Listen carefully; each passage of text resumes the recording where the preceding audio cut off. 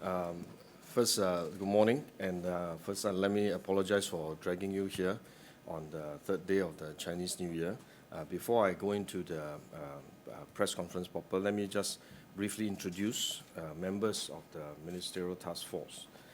The task force is co-chaired by myself and Minister Lawrence Wong.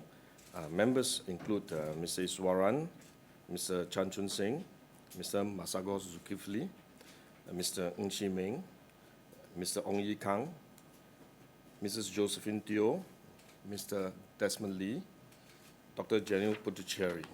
And the ministers are all here present. And if you have any specific questions relating to their respective agencies or ministries, you can pose a question to them and they'll be here to answer your questions. Now, let me go into the press briefing. The Wuhan coronavirus situation is escalating globally. We saw our first case, imported case, on the 23rd of January. To date, we have confirmed 4 imported cases. Given the high volume of international travel to and through Singapore, we do expect to see more suspect and confirmed cases in time to come. The government will spare no efforts to keep Singaporeans safe. Since the start of the month, we have put in place a suite of preventive measures and have progressively stepped up our measures as the situation evolved. We have built multiple rings of defense. These include measures to reduce the risk of importation of cases at our borders, temperature monitoring for all inbound travelers on flights from China, enhanced border controls, including at the land and sea checkpoints, and expansion of travel advisories to avoid travel to the whole of Hubei province. Our doctors and healthcare workers are also on high alert for suspect cases. The public hospitals are geared up to handle the situation and have put in place precautionary measures to screen and manage suspect cases.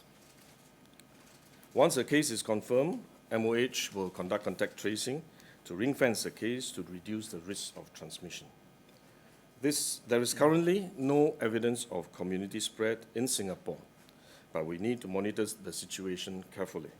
As the situation escalates globally, we need to further ramp up Singapore's measures to contain the imported cases and reduce the risk of any potential community spread. And that is why we will introduce a series of additional measures to further prevent importation of the virus to Singapore. And Minister Wong will elaborate on this later. Let me just say a few words in Mandarin. 武汉冠状病毒全球传播的情况还在发展当中。新加坡在1月23日证实有首起入境传播病例，目前一共有4起确诊病例。由于入境我国的旅客和过境旅客人数非常的多，我们可以预见下来还会有新的可疑和确诊病例。政府在保障国人安全这方面将不遗余力。自从本月初起，我们已经落实了一系列的预防措施，也根据局势的演变，逐步加强我们的防范措施。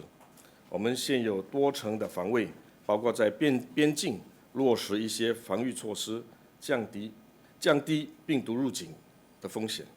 这包括检查所有从中国搭飞机入境的旅客的体温，加强我们的边境管控，包括陆地和海陆的关卡，以及把我们的旅游警示范围扩大到整个湖北省。我们的医生和医护人员对于可疑病例也保持着高度的警惕。公共医院也准备就绪，应付局势，也落实了防御措施，对可疑病例进行检测和管控。一旦有确诊的病例，卫生部会积极的联系与病例有过密切接触的人，尽可能降低病毒传播的风险。目前没有证据显示病毒已经在我国社区传播开来，但随着全球局势迅速的恶化，我们有必要进一步强化我国的措施，以预防病毒在社区里传播的可能性。这也就是为什么我们将推出一系列额外的措施，进一步预防病毒入侵我国。我接着下来请黄循财部长进一步的解说我们将推出的一系列的措施。Good morning. The government has been monitoring the situation since we first heard news of the Wuhan virus. We have a comprehensive plan in place, including contingencies for different scenarios, and we have implemented the necessary measures proactively and swiftly. This is a new virus. Not much is known about this.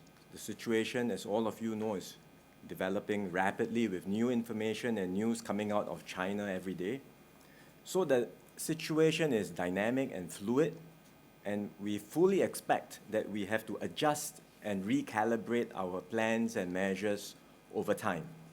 The key is to be able to adjust and recalibrate swiftly.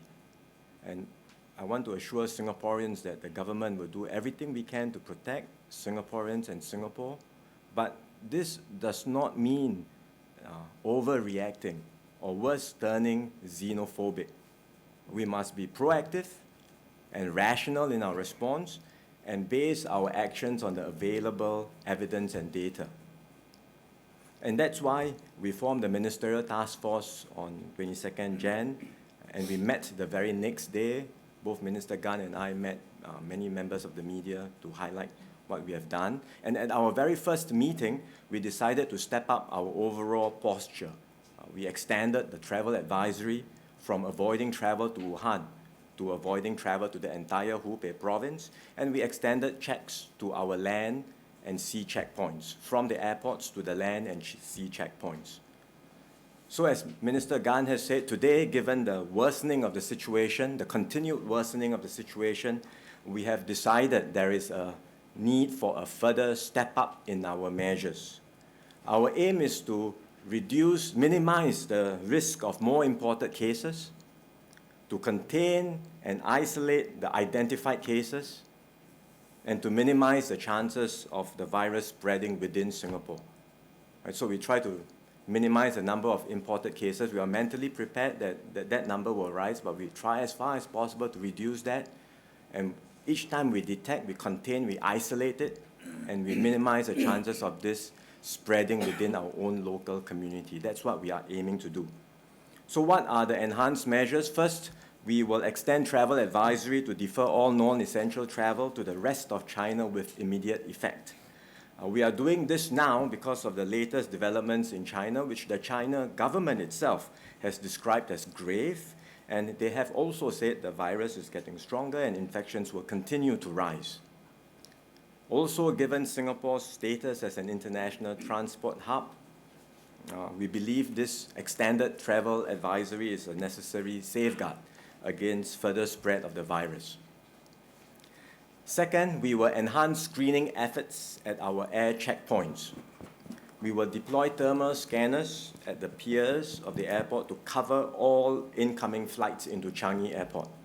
So it will not just be for flights from China, because some travelers may have transited through other countries. For inbound flights from China, we will forward deploy healthcare teams at the aero bridges to identify passengers who look unwell, because fever may not be present for all cases.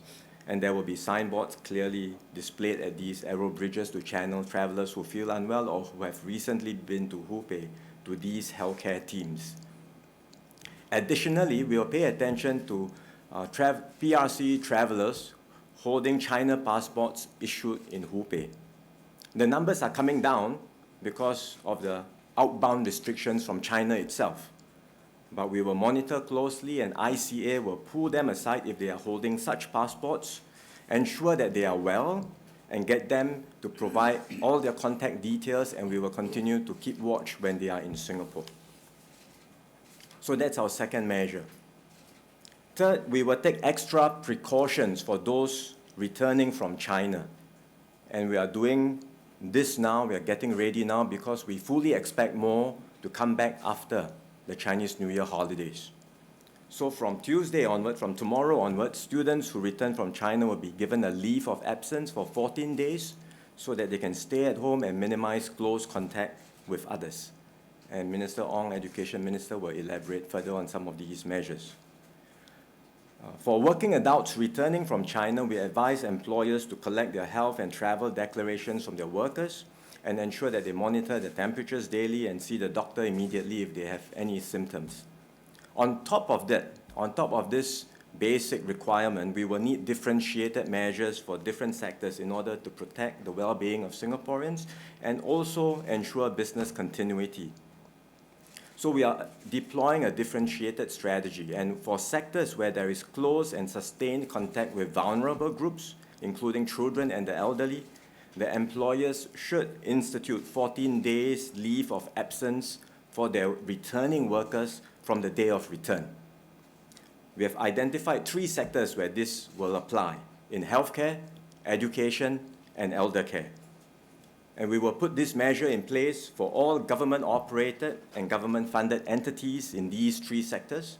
For the private employers, the relevant government agencies will be following up with them to get these measures implemented. For the other sectors, we would strongly advise employers to keep a close watch over their returning workers and take a risk-based approach depending on the nature of the work. For example, some can arrange for telecommuting to allow their returning employees to work from home first. In fact, our public transport companies have decided to temporarily deploy bus drivers returning from China to non-public facing jobs for some time until after the incubation period. So there can be different ways to manage the risk, and government agencies will work with the respective business representatives and industry associations to take the appropriate measures. And Minister Chan will also touch on this later on. So these are 3 major moves we are making now. They are appropriate and necessary to protect ourselves. These will not be the end of the measures we make. We will continue to monitor the rapidly evolving situation. As I said just now, it is dynamic and fluid, and we will implement additional measures as necessary. We have no evidence yet of community spread in Singapore. We have no evidence that there is community spread of this virus in Singapore, but it may happen. And if it does, we stand ready to take additional measures.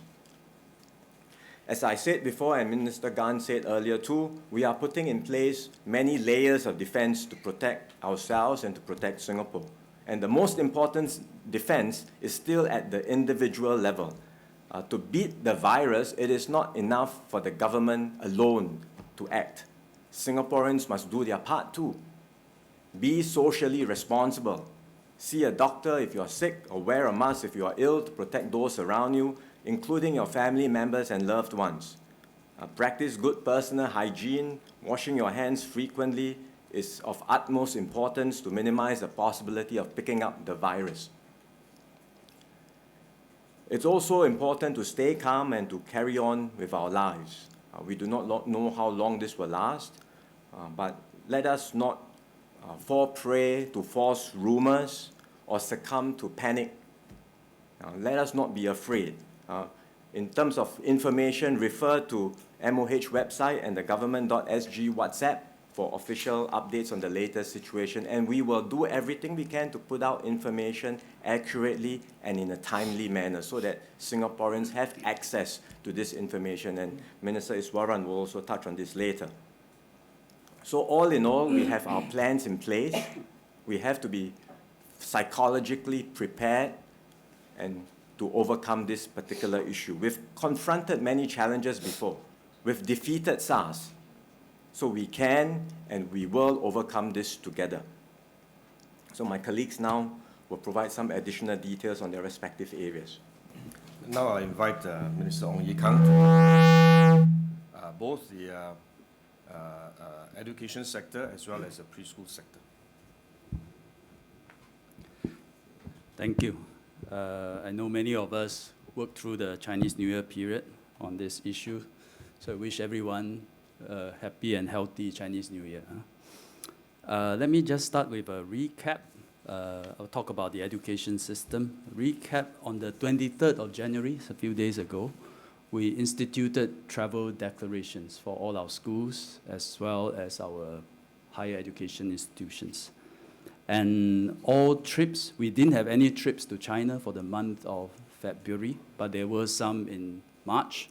So schools, IHLs is Institute of Higher Learning. I'll just use the short form from here. IHL, they have either cancelled or postponed those trips. So we have no trips until end of March, and then we will monitor the situation. And then students who are already in China, the IHLs are in the process of recalling them back.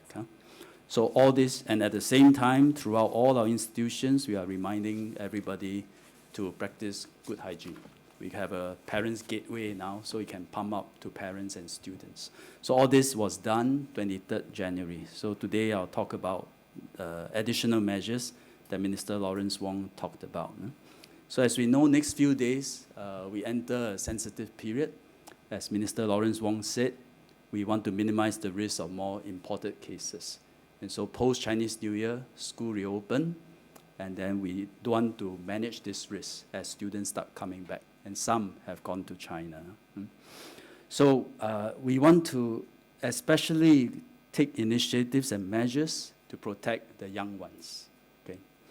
So let me just talk about the numbers, because we instituted travel declarations earlier. So we got some sense of the numbers of students who has gone to China in the past 14 days. So let's look at school numbers. School means from primary school all the way to JC. Preschool, I'll leave it to Minister Desmond Lee later to say something about it. Yeah. So for school, primary school all the way to JC, we have 2 who has gone to the province of Hubei. 1 student, 1 staff in the last 14 days, 2. As for those who went to the rest of mainland China, as of now, we have about 712 students, 62 staff who has gone to China in the last 14 days. Polytechnics and ITE, they are all part of the MOE system. These are our statutory boards.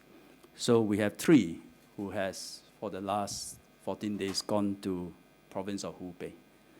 And then 107 students gone to the rest of mainland China, 6 staff gone to the rest of mainland China.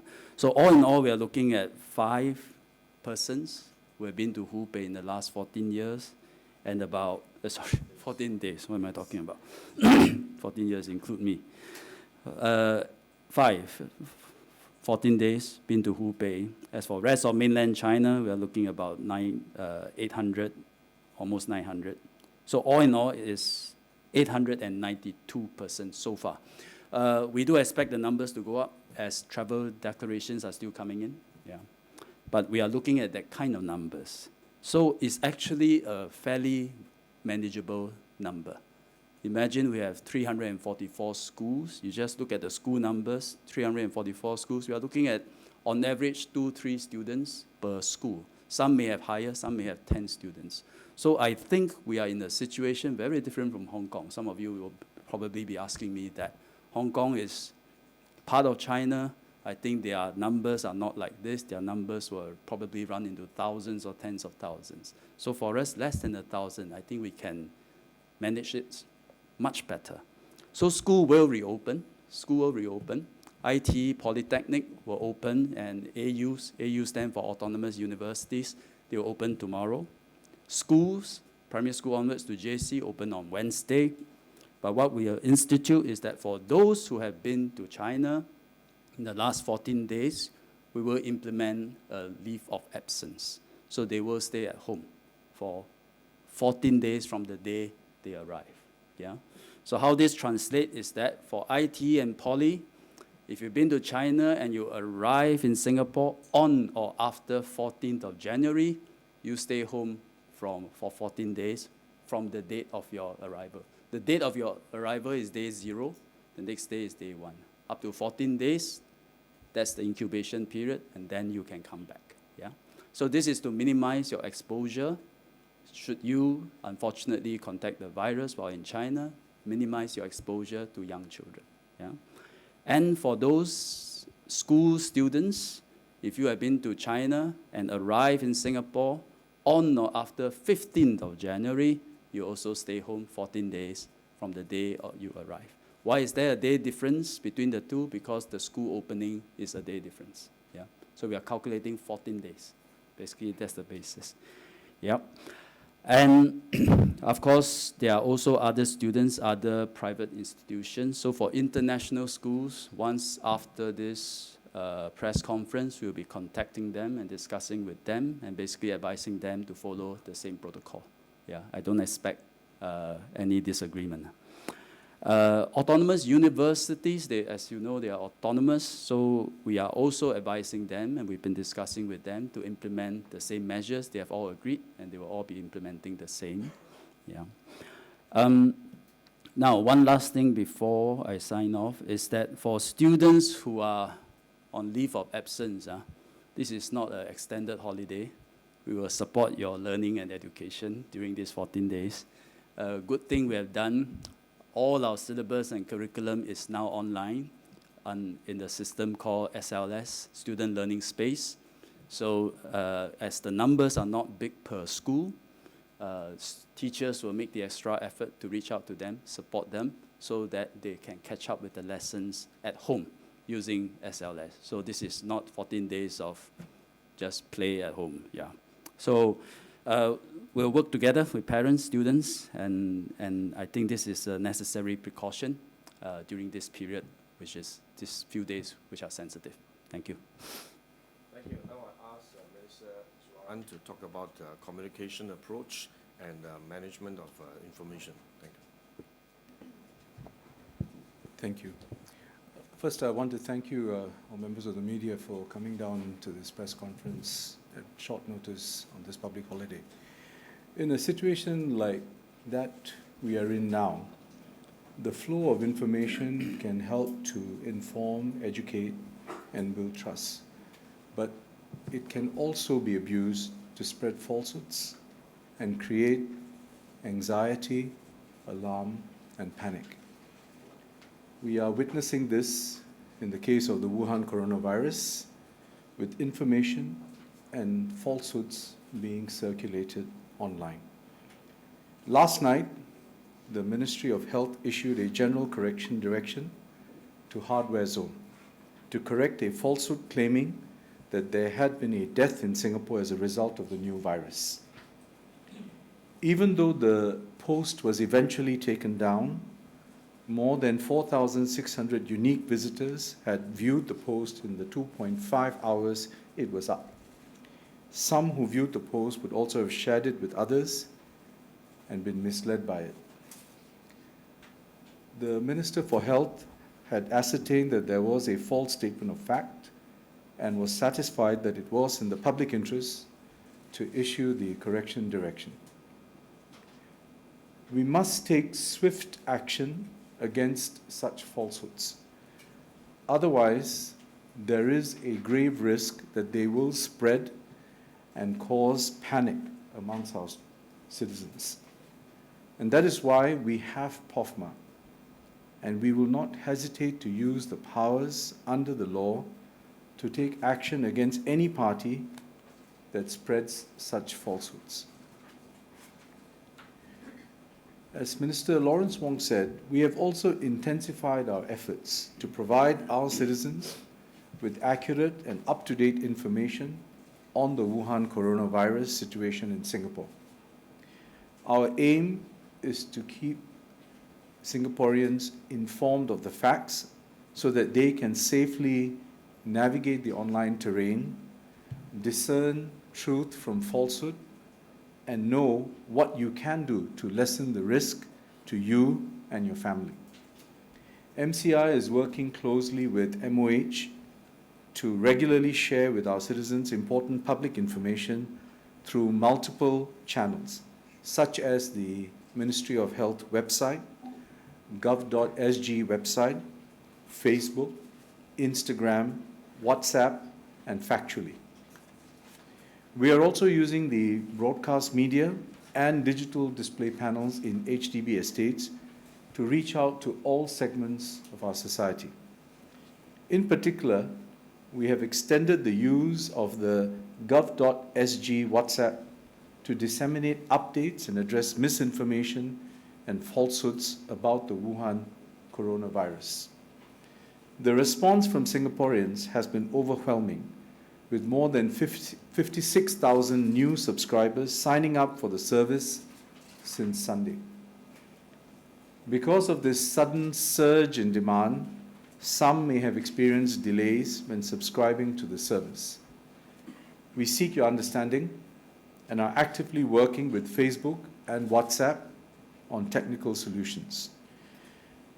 But I would like to assure all Singaporeans that you can get the same up-to-date information through the multiple alternative platforms that I have listed. Finally, the situation is fluid, and we need the help and cooperation of the media, all Singaporeans and residents in this critical national effort to prevent misinformation and falsehoods about the Wuhan coronavirus from sowing fear and causing panic in our society. Please rely on information only from trusted sources. Verify the information you get from various sources before sharing it with family and friends, and report any suspected falsehoods to info@pofmaoffice.gov.sg. Above all, we urge everyone to please keep calm, get the facts, take appropriate precautions, and stay vigilant. Thank you. I'll now call upon Minister Chan Chun Sing to talk about the business sector, as well as to talk about the support from the community organizations, from the People's Association organizations. Thank you, Kim Yong. Let me first start with the economy before I touch on the community sector. From MTI's perspective, we certainly expect there to be an impact on our economy, business, and consumer confidence this year, especially as the situation is expected to persist for some time. Of immediate concern will be the tourism-related sectors. These include our travel agents, hospitality industries, F&B, retail, and air transport. As in the previous episodes like SARS, our measures to help our businesses and enterprise can include reducing the business costs, elevating their cash flows, and the retention of their workers. MTI and the trade association chambers are working closely now to develop the necessary support measures for our economies and our workers. I'd like to assure Singaporeans that the government has the means, and we stand ready to work with our trade associations, Ministry of Manpower, and our labor movement, NTUC, to make sure that we have the support measures for enterprises and workers.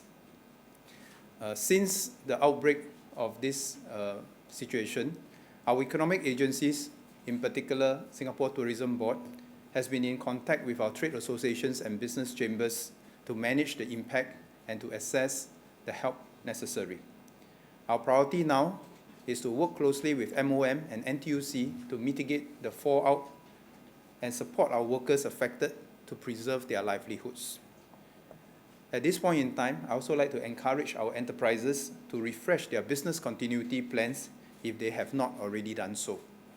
I must also take this opportunity to thank the community network and partners who have worked tirelessly over the holiday season to provide us immediate feedback on the areas of concerns that are affecting our people in Singapore.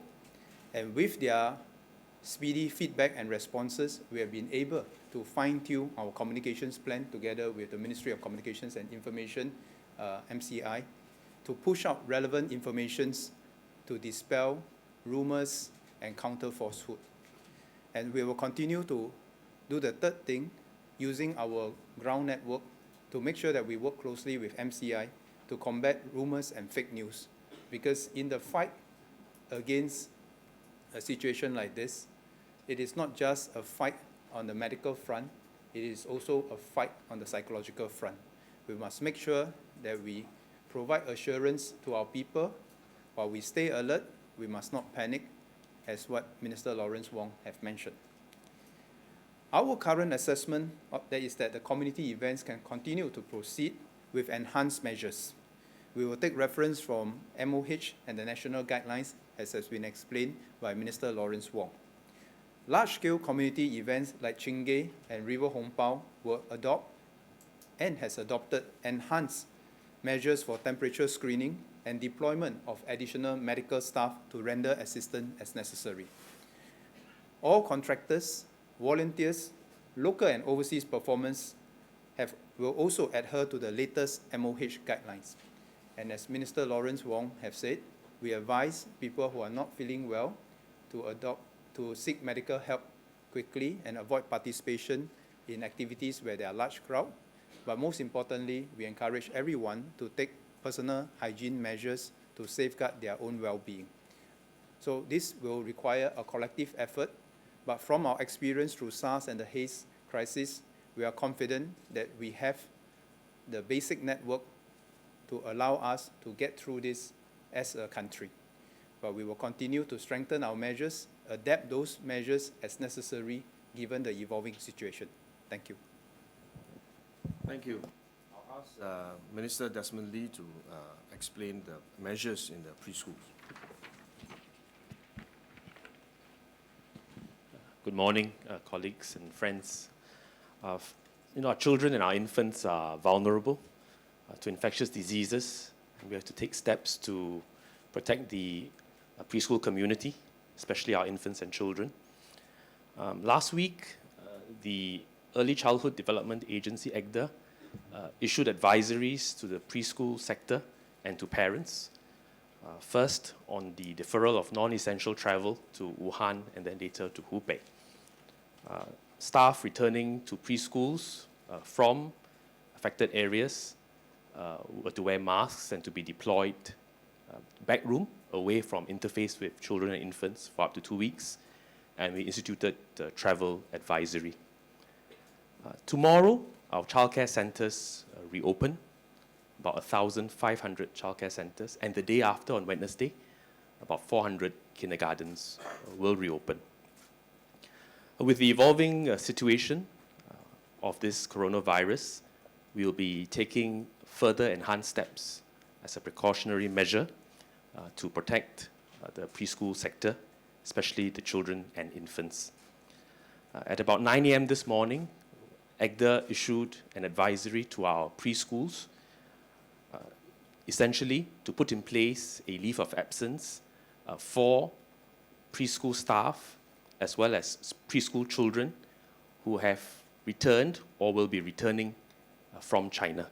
It is similar to what the Ministry of Education is instituting.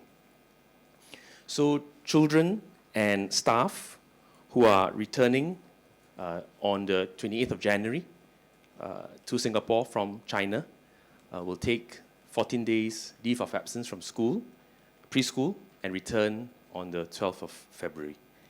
For preschool staff and children who had returned on the 14th of January, you count 14 days and they return on the 29th of January. These are precautionary measures intended to safeguard the infants and children and staff of preschools, and the parents are advised to monitor their children and themselves and seek medical assistance if they feel unwell. In terms of figures, we have, as I said, about 1,900 preschool centres in Singapore. We have 25,000 teaching and program staff, approximately. And as of today, our early estimates are that some 500 to 600 preschool teachers had gone or have returned from China for various reasons, like study trips, personal vacations, and so on. And of 180,000 preschool children in Singapore, our early estimates from our operators are that around 1,000 children would have gone or returned to China. So that is the magnitude. We believe it is manageable, and we are closely working with some 400 preschool operators to make sure that this is smoothly managed. EGDA, as well as MSF colleagues, will be visiting various preschools to check on implementation and provide support to the sector. We are doing likewise for social services that have sustained interface and engagement with more vulnerable communities like children and the elderly.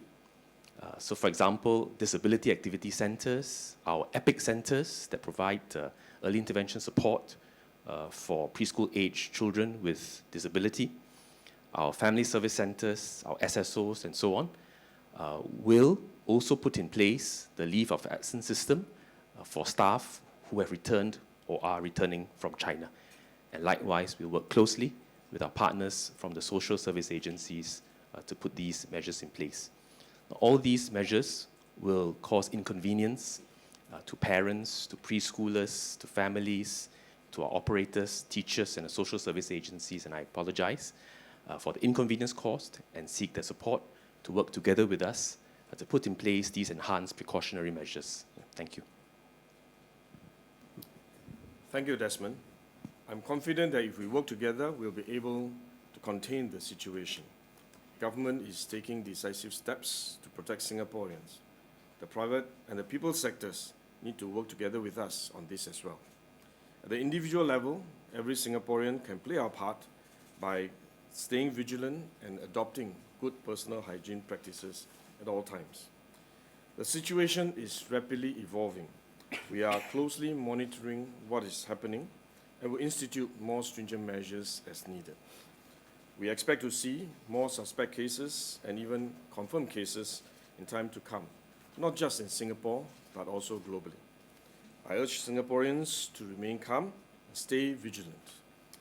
Ultimately, a strong national response requires a whole-of-nation effort. Thank you. Before I open to the ground, let me say a few words in Mandarin to wrap up. 我相信，只要我们全国能够上下齐心，必定能够成功地控制局势。政府果断地采取了几样措施来保护新加坡人，个人和企业领域和民间组织也必须和我们携手合作。在个人方面，每一个国人也能够尽我们自己的本分，包括随时提高警惕，也保持良好的个人卫生习惯。目前的局势正在迅速的发展，我们必须紧密观察最新的局势，在必要的时候调整我们的应对政策。我们必须做好准备，因为下来不止在新加坡，而是在全球各地，可能都会发现更多的可疑和确诊病例。我呼吁新加坡，我们国人要保持冷静，保持警惕。毕竟要全国能够强有力的应对这样的一个局势，我们还是需要全国上下一心，一起来努力。谢谢大家。Now I'll open the floor to questions. Salma? Use the mic, please. Okay, sorry. I'm Salma Khalid from the Straits Times. Japan is repatriating all its nationals from Hubei. Is Singapore planning to do a similar thing? Thank you. I'll ask Janil, who's representing Ministry of Transport, to elaborate. We're in touch with the Singaporeans that are there, and we're working with both the Chinese authorities as well as our MFA staff. And we have staff there and our MFA teams that are here to explore what can be done, and we'll give updates when we have some clarity on the situation. What stage are you at right now? You say you're discussing. We need to work through the Chinese authorities. I mean, there are difficulties that they are facing on the ground, and we have to make sure that we don't add to their burden in terms of insisting on a particular position. But we're in touch with all the Singaporeans and working also with the airline companies, and we'll have more updates once we know exactly what we're going to be doing with the situation.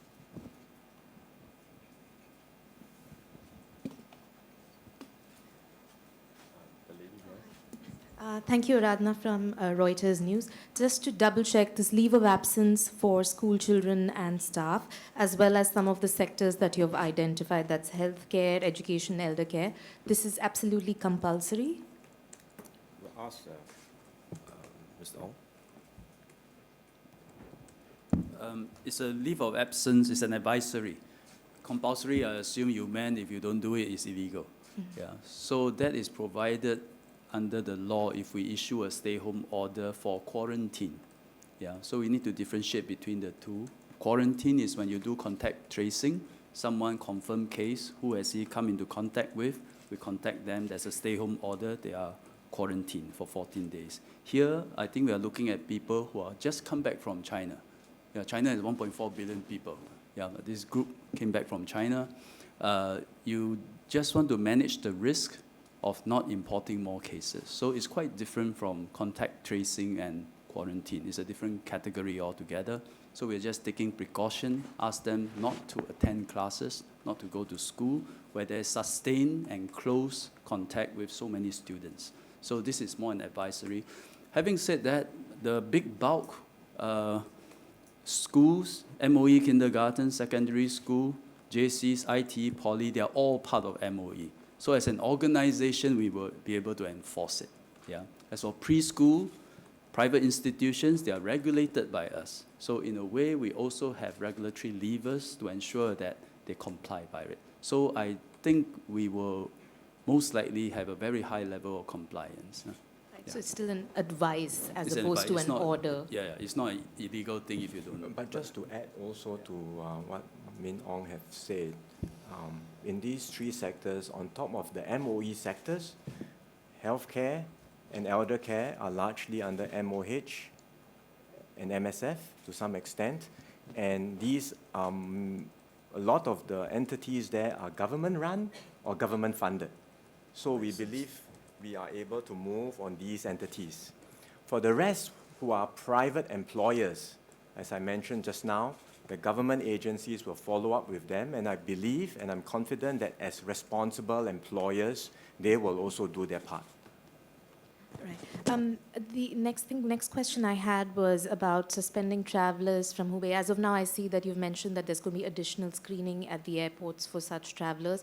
Are there any plans to suspend any travelers from that region? And last question was on your advice to defer travel to China. Is this just non-essential travel or all travel? It is non-essential travel, so that's the advisory for non-essential travel to China.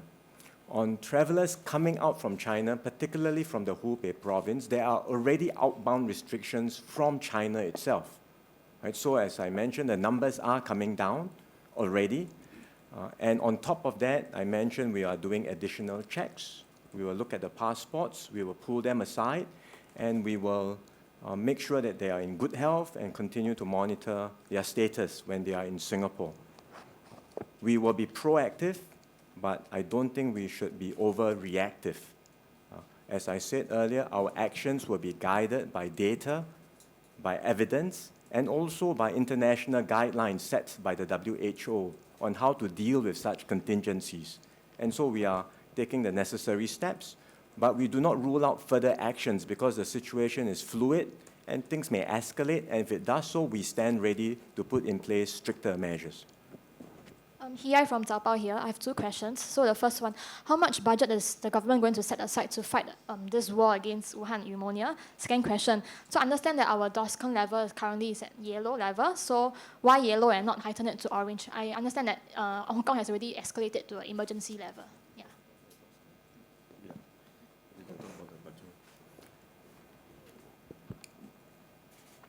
I think our focus now should be to look at what are the appropriate measures that we will need to protect ourselves and also subsequently to support businesses and the economy.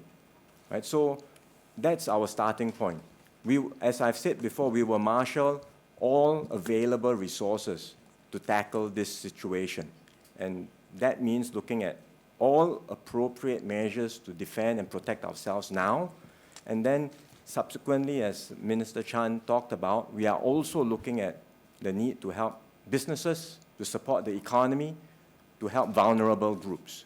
Right? So these are all areas that we are working on, and where necessary, we will ensure that additional measures will be put in place. Let me just elaborate on the DORSCON. I may ask my colleagues on the professional side to elaborate, but very briefly, each country have their own alert framework. Ours is quite different from Hong Kong, and we are currently at the yellow DORSCON level. And within the yellow DORSCON level, there were different levels of measures that were introduced. And some of the measures that we're introducing are beyond the yellow DORSCON because these are some of the more preventive measures. And at the end of the day, we will need to assess the situation and to introduce measures as appropriate. to the situation. And for DOSCON will help us, DOSCON framework will help us to coordinate whole of government agencies so that they are aware of what are the necessary measures to put in place. But in fact, some of the measures that we're introducing, we have introduced before and we're introducing today, have gone beyond what the yellow DOSCON requires. But as a general rule, today we remain at the DOSCON yellow. So maybe Kenneth would like to elaborate. Thank you, Minister. At this point in time, the DOSCON level remains at yellow. This is our risk assessment for what the situation is in Singapore. I'd like to reaffirm that we do not have any evidence of sustained or, in fact, any community spread of this infection in Singapore. And as a result, we don't think there's a need at this time to change our DOSCON status. We continue to be vigilant, and if needed, we will adjust that status accordingly.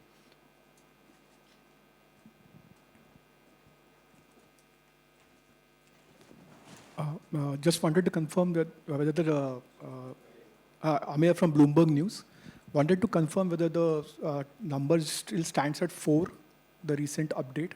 And other question would be like, is there a plan if the virus spreads, God forbid it doesn't, but still, to come up with isolation or quarantine centers like other places have done before? The number still stands at 4 as of today. So that's, and whenever there are updates, as we have done, we will continue to provide updates to the media and to Singaporeans.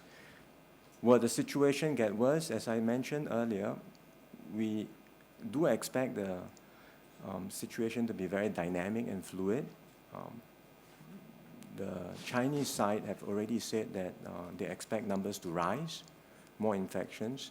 We will do everything we can to minimize more imported cases, to isolate the ones we've identified, and to minimize the risk of a spread of the virus within the community itself. That's our strategy and that's our objective. But we stand ready if there is indeed a community spread within Singapore. We stand ready with additional measures, including the ones you highlighted, whatever we need to do to ensure that Singaporeans are safe. So we have a suite of contingency plans in place. We've done it before in SARS, and we are prepared and ready to roll out additional measures, to marshal resources and additional budgets, as was asked earlier, to ensure that we overcome this situation.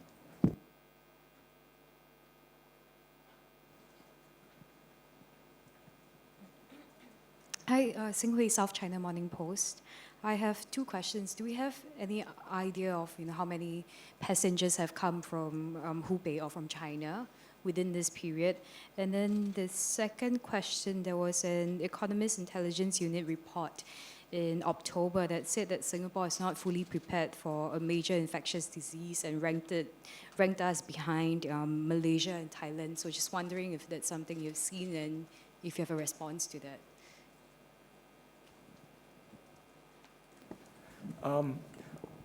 On the travelers from Hubei province, as I said earlier, there are already restrictions from China itself, right? So that numbers have come down already. You can't rule out the fact that somebody may be holding a China passport issued from Hubei coming through other cities from China. And that's why in our airport checks, ICA is not just looking at where this person is from, but looking at the passport, and we'll pull them out. If necessary, when we see these passports, we will screen them more thoroughly, we'll get their contact details, and we will monitor their status during their stay in Singapore. Right, so that's what we are doing to ensure that the measures are in place to avoid and minimize the chances of more imported cases. With regard to the preparedness, I'll ask my colleague Kenneth to elaborate again. We have just completed, in fact, some time ago, a joint inspection by the WHO team to certify that we are ready. So I think Kenneth can elaborate. Thank you very much, Minister. The Economic Intelligence Unit's report is something that we're familiar with. The methodology for the report is on the basis of open source domain information and does not take into account other sources of information which in fact paints a better picture of what our state of readiness is. Minister has alluded to the fact that in fact the World Health Organization has visited us, inspected our facilities, and also we've been sharing what our plans and processes are. They've in fact been happy with our state of readiness, and they are confident that we have a robust system in place to deal with pandemics and infectious outbreaks. We remain confident that we will be on top of things, and we will continue to adjust our plans as needed. I must also say that we cannot afford to be complacent. Whether we are prepared or not, whether other people say that we are prepared or not, we need to continue to improve our readiness, our capability. And we just recently opened NCID, and the director is here. If you have any questions, you can ask her. And I think we are quietly confident, but we mustn't be overconfident, and we always want to learn from others, and we always keep our eyes open, keep our ears on the ground to better understand what is evolving. And I always remind our healthcare workers, our healthcare leaders, that every virus is a new virus, and there will be new challenges, new unknowns, and we mustn't assume that we know everything, and we continue to improve ourselves as we go along. I'm from China Radio International. My question is, how do you evaluate China's work against the virus and information sharing with Singapore government? Thank you.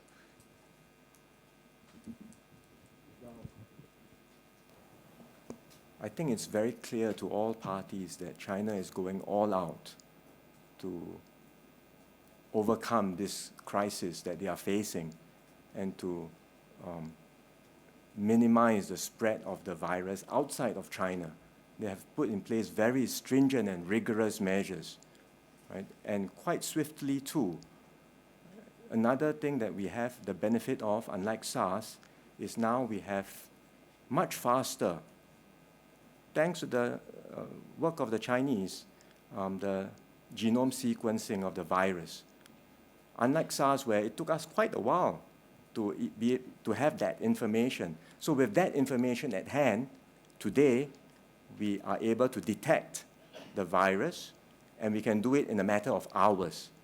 So this is critical, because once somebody reports symptoms, goes to see a doctor, we are able to detect, contain the situation, and isolate the spread of the virus. Isolate it and manage the spread of the virus. So that's very useful from our perspective.